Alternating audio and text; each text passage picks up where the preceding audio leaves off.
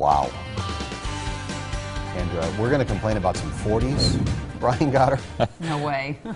It's always worse somewhere else, isn't it? What makes it worse for Fort Collins, Denver, all those areas out in the Rockies. Denver was 85 degrees on Monday, and now it's snowing. And you saw how heavy it is. And that snow is from Denver all the way into Minnesota and even into western Wisconsin, where they had just the worst April you could imagine.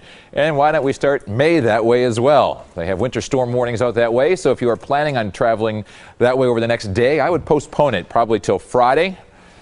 I mean, it is that time of year things melt pretty quickly, but the conditions will deteriorate rapidly once you get past La Crosse up towards Eau Claire, towards Hudson, the Twin Cities, and if you're heading up towards Rice Lake or Hayward.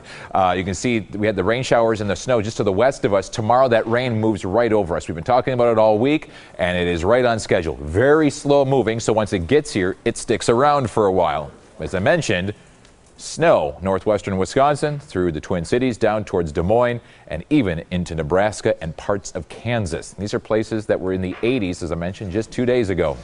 Not anymore. Winter storm warnings in effect, as I mentioned, from Bayfield to Rice Lake, Hayward, the Twin Cities. 6 to 10 with isolated 12-inch amounts of snow.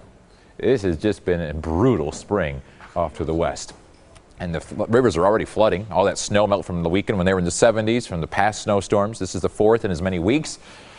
Just going to compound the issues. Easy to see where the cold front is. Kansas City is 75. Omaha is 39. As I mentioned, Denver's only at 30 after being 85 degrees. That's a 55-degree drop, not including wind chill, in just 2 days. Jeez. Just a few fair weather cumulus clouds out there right now. Look for clouds to increase, though, overnight tonight as that storm system gets closer to us. A comfortable 81 degrees. Humidity at only 29%. In July, we'd be in the 80s, and this dew point would be in the 60s to lower 70s, being very sticky. Not the case.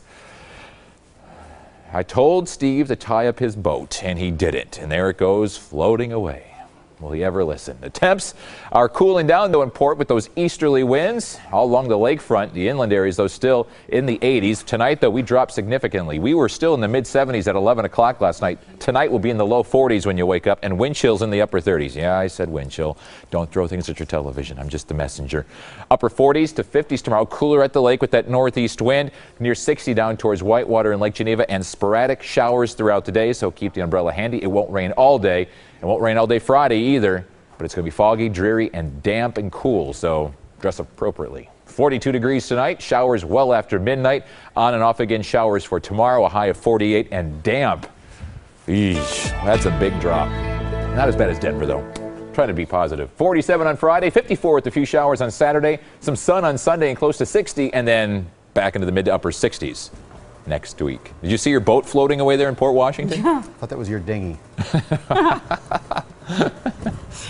It's a beautiful picture. Get it in while you can. It is time now for Ask the Expert.